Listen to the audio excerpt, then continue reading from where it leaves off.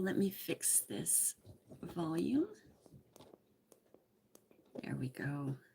Thank you for being here, those who show up live and those who are watching the replay. My name is Rain Francis. This is my channel, Rain Francis Art. And today I'm going to be drawing a little duck, a drake. It's a male duck, so it's called a drake. And I'm going to be using Prismacolor pencils and a solvent, an odorless solvent that's made for oil paints, but it works really well to blend the coloring pencils. So I'm going to get started here. I have to move my camera. I just wanted to say hello to everybody, to your face. And I hope you enjoy this lesson today. So here goes. Let me flip the screen if I can. There we go. Let me get this all organized so that you guys can see what I'm doing. That's the thing about the live streams, you know. There we go. Got to flip the camera now and then. And when I say camera, I mean my phone, because that's what I use. Just fixing the phone. Sorry about that, guys. I could have kept it on here, you know, on this view, but I wanted to say hello to you. It's a beautiful morning. Beautiful, beautiful morning. It's sunny out. It's chilly. It snowed here yesterday. But that's okay. It's the kind of snow that just disappears. Now, you're going to see a little bit of movement here. When I'm doing live streams on my phone, I have to make sure it's plugged in because it eats up the battery quite quickly. Now, I just want to make sure that you can see everything. We've got our duck here. Maybe I'll put him a little higher. There we go. Now, this is my stencil of my duck. Okay, I created a stencil, and you'll find that stencil in the description of this video. I also included a reference photo for you if you want to follow with a reference photo. And I'm just going to bring my reference photo up. Excuse me. It's early in the morning here. Now let me just pull up my reference photo and then I'll be ready to go. Now I have a video, it's also linked in the description, of how to easily transfer your stencil to your drawing pad or to your canvas, whatever you want to call it. There are 3 ways to do it. You can watch that video, or I'll tell you just quickly. Basically, you have your stencil. You can turn it around, and you can use just a regular graphite pencil. Color in the graphite, turn it around, and then take the pencil and outline your stencil, and it will transfer onto your page. You may have to press hard depending on what kind of, you know, if it's a 2B or a 4B, or you know what I mean. You'll have to gauge how hard you're going to press down. You could also take a black charcoal pencil. Do the same thing, black charcoal. That works even better, but it can be a little messy. And then you just transfer it that way. But my preferred method, that I think is easier, is using this stuff. It's called, there's a bit of a glare. It's called graphite paper. It's graphite transfer paper. I have white and I have black, and I find that it works super, super well for when you're trying to transfer your stencil onto your page. So that's what I'm going to do today. I'm going to be using my graphite transfer paper. So what I want to do first is just tape down my little duck, my little ducky. And I'm going to transfer this onto my drawing pad. And this is, in case anyone's interested, let me open this up for you. This is an Ohuhu. It's called a marker pad. It's 120 pounds. I find it works really well for the colored pencils with the solvent. It can hold it up really, really nicely. So now I've got my black graphite transfer paper. I'll put that underneath. And I'm just going to transfer it. Very easy. The only thing with the graphite transfer paper is that it doesn't erase well. If you wanted to erase your stencil marks, you can't completely erase them.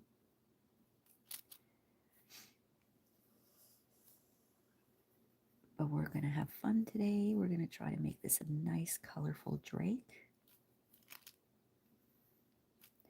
One of my friends told me there is a way to share the screen when you're doing a YouTube live. And I will have to try to figure that out one day, because I would love to have a little kind of a square, maybe like up here, with the reference photo so that you can see it as I'm going.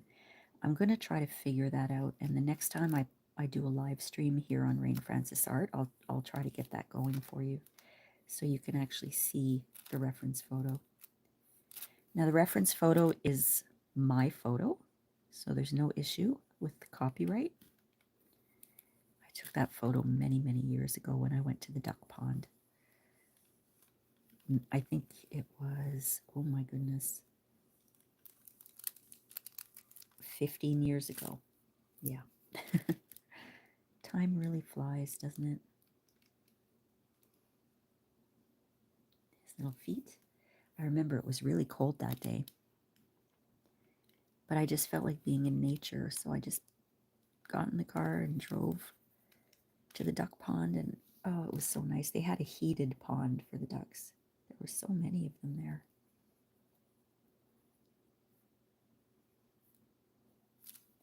And his little eye.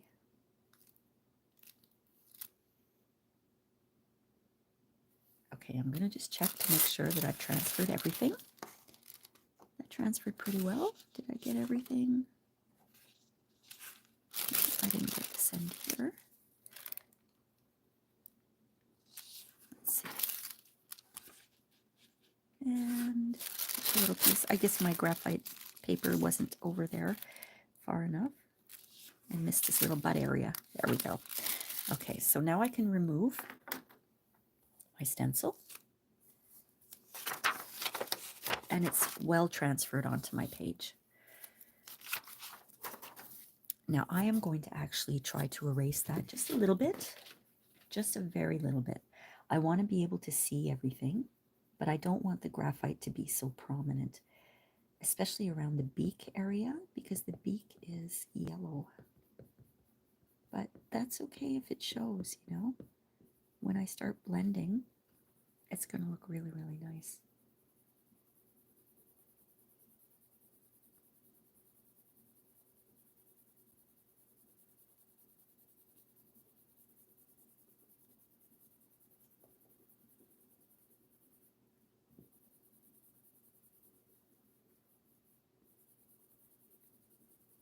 There we go. That's all erased.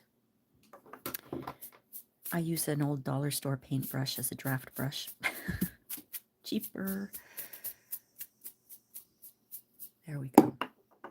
Now I've picked out a whole bunch of different colors for this duck already. I listed them in the description below, but I don't know if I'm going to be adding more colors or not using all the colors I chose. I'll have to see. But after the show is over, I will definitely put a list in the description of what I did use. I'm just going to take a little sip of coffee here.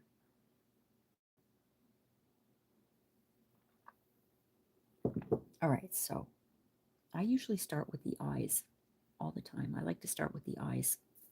So if I look at my reference photo, our little duck here basically has black pupils and dark brown eyes, okay? So I have my black, which is number, they're all called PC. I'm just going to say the number as I go, because this is Prismacolor, PC for Prismacolor, and this is Premiere. So it's 935 and it's black. So I'm going to outline the eye with my black pencil. And that little circle in the middle, I'm not going to color that in. That's his little twinkle, his eye twinkle. I want to leave that white. All right. And I'm going to just, my dog just flopped down. I'm going to color this, just outline the pupil. Okay. And I'm going to take my black right away and color in the pupil, but not that little dot. Okay, I want to make sure that stays white.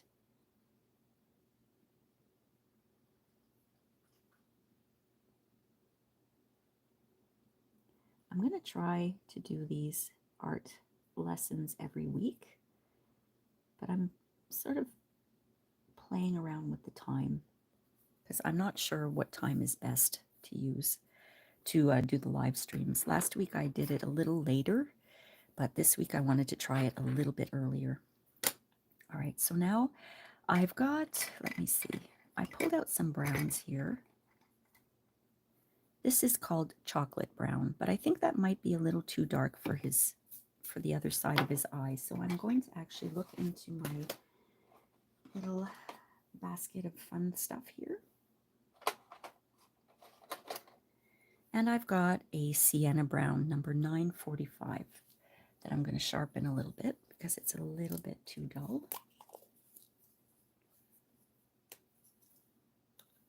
I just have a little, this is actually a Prismacolor sharpener. I didn't realize that. I went all Prismacolor one time, and I bought a whole bunch of Prismacolor supplies and things like that. So I'm just going to color in that little area of the eye, this Sienna Brown number 945.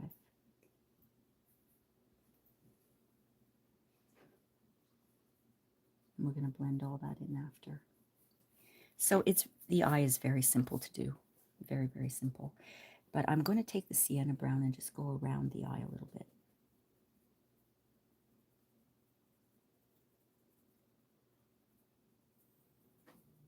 And at the end, we're going to blend everything, and you're going to see how nice it's all going to blend together.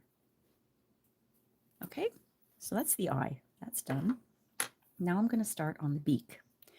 The beak is yellow, and I have a couple of colors here. I have a lemon yellow, 915. I have, where's my other one? I think that's the only yellow that I have. And I would always suggest that you take a scrap page from the same drawing pad that you're using so you can test your colors out. You know, there's a nice little yellow color. And I'm going to see if I want to use a different yellow. I have this color. It's called Chartreuse. It's number 989. And it's like a yellowy light green. So I'm going to combine those two for the beak. First, I'm going to establish where the beak begins and ends. And when I'm doing this, it's because I'm looking at my reference photo. Okay? Now there's a little nostril here. That's going to be black, so I'm going to leave that. I'm not going to color that part in yellow. I may have already colored it in yellow, but that's all right. Black will cover yellow. If you're using colored pencils, make sure you turn them once in a while so you don't wear it all down on one side. And don't press down too hard because we're going to use layering. Layering just means we're going to add more layers of color. This is one layer that I'm doing here. And I'm going to add another layer on top of that to get the color that I want. So my duck's beak is very yellow right now. And I'm going to grab that Chartreuse, number 989, and I'm just going to give a little light second layer to certain areas of the beak.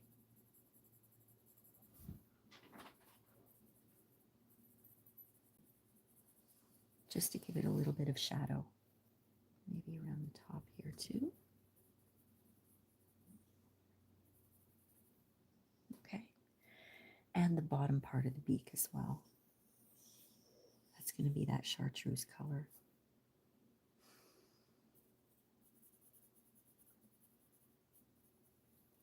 And I'm going to give the bottom part a second layer. That just means I'm coloring it in a second time.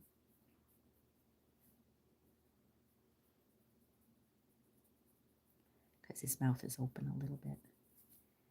And I'll go back to the lemon yellow, number 915, and give the beak a second layer right away.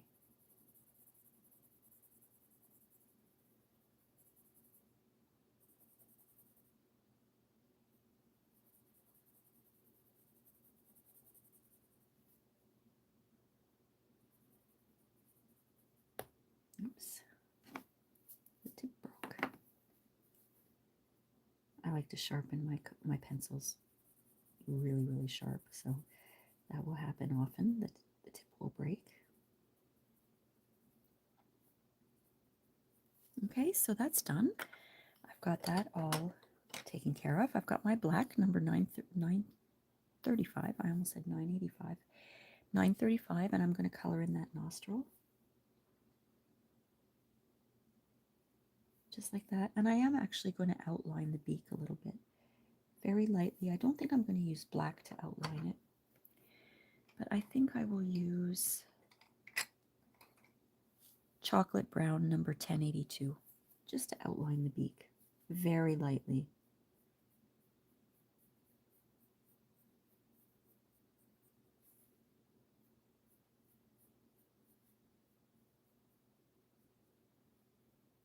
And I'm looking at my reference photo here. Looks like he has a little smile on his face.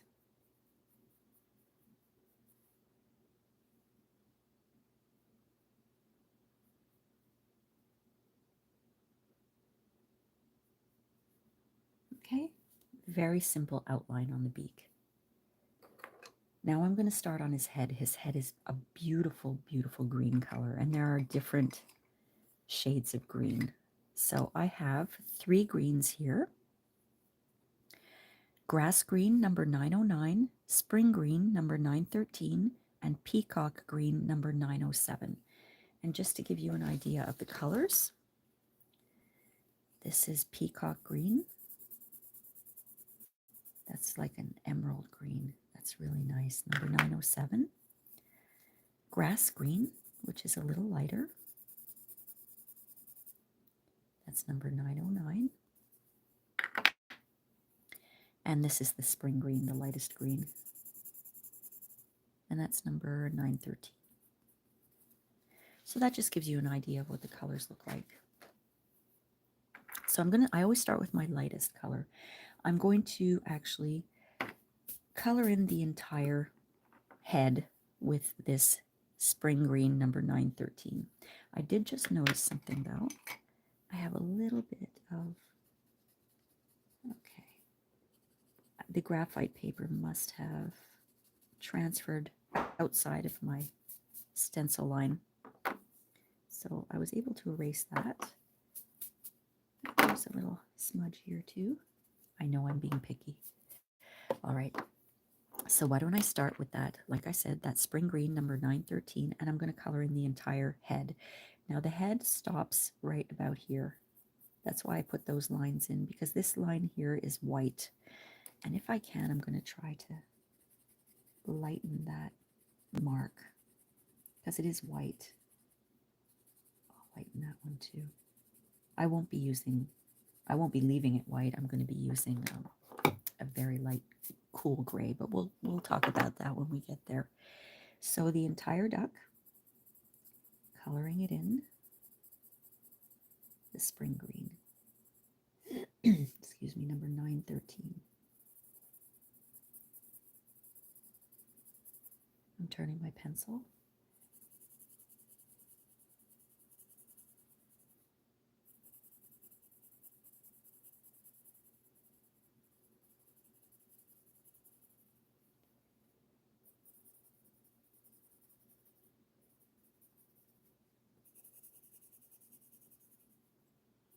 When I color in circular motions. I don't do straight lines because I don't like the look of straight lines unless I mean it to be straight.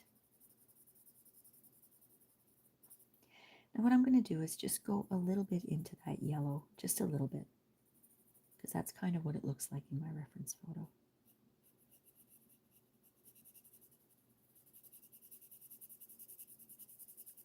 And I'm not pressing down hard because, like I mentioned, we're going to do layering, adding layers of color.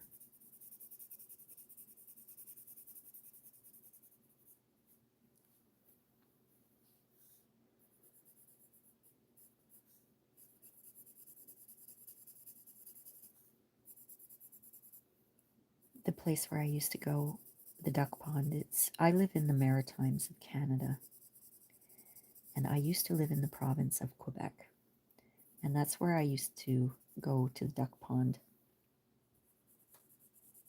It was in an area called St. Jerome, and it was such a nice place to go. It was so beautiful. There were hundreds and hundreds of ducks there, and as I mentioned, they had a heated pond for them, so it was like a little sanctuary for them in the winter.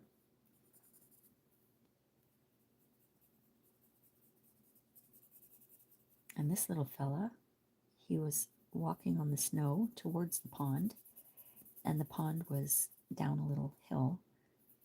And they were so funny the way they did this. They sort of slid down the hill on their bellies. It was so funny. The whole room shook just there. My dog banged into my desk. All right, so I've got one layer of that spring green. I'm looking at my reference photo, and I've got that beautiful grass green now. And I'm going to try to decide where I'm going to put this color, because it's, let's see, he's a little darker on the top. This is actually a beautiful color, isn't it? This is really what he looks like. This is the color. But I wanted to do an underpainting. What they call an underpainting is what you put on a first layer, and it kind of helps with the coloring, you know. If you want certain areas to remain that color, then you just don't color over it. That's your underpainting. You may color over the whole thing, but it's there. And it adds depth to it. Now he's got an area sort of in this area here that's light. So I'm going to just leave that as is. Color all the rest of them in here with this number 909 grass green.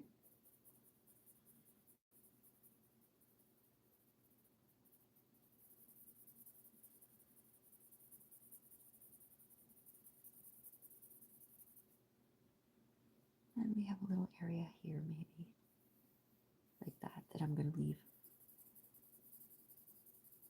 the spring green color.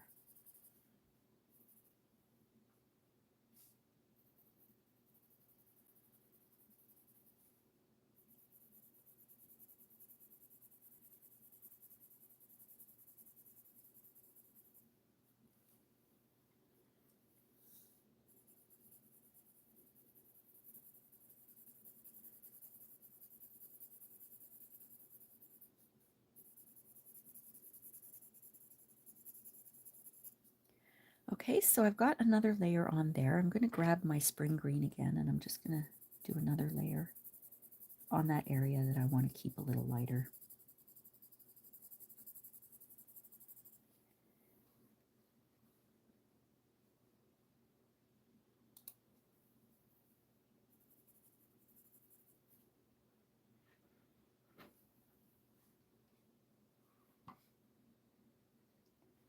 Sorry, I'm just checking something here on my computer.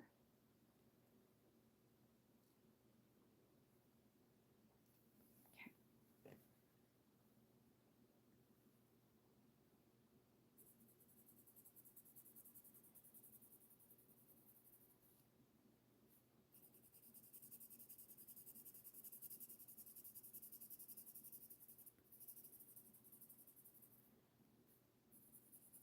It's interesting because I have my computer open. In case anyone pops in, I can chat with them. But it's not updating. It says that I'm not live on my computer, but on my phone it says that I'm live. So just give me 1 second, my friends. I'm going to reboot this and see what I can do here, because I don't want to miss if anyone pops in.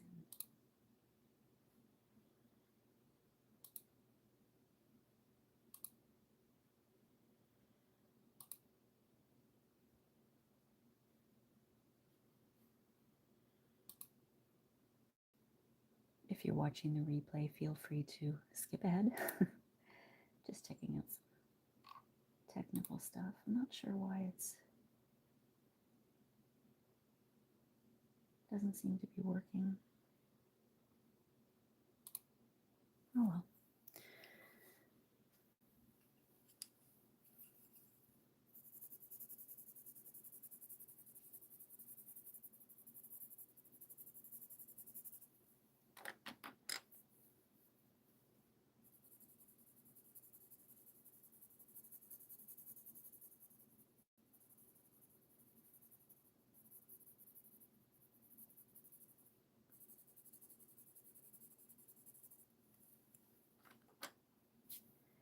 Well, my friends, what I'm going to do right now is I have a feeling there's some kind of technical difficulty here because I should be live on my channel right now, but it's not showing that I am live.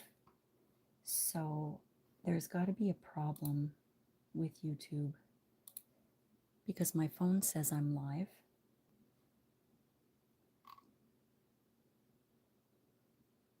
But my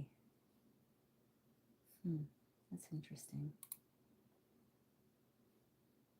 Okay, what I'm going to have to do, there doesn't seem to be anybody watching right now. So what I'm going to do is start all over, a new live stream, and hopefully that'll work.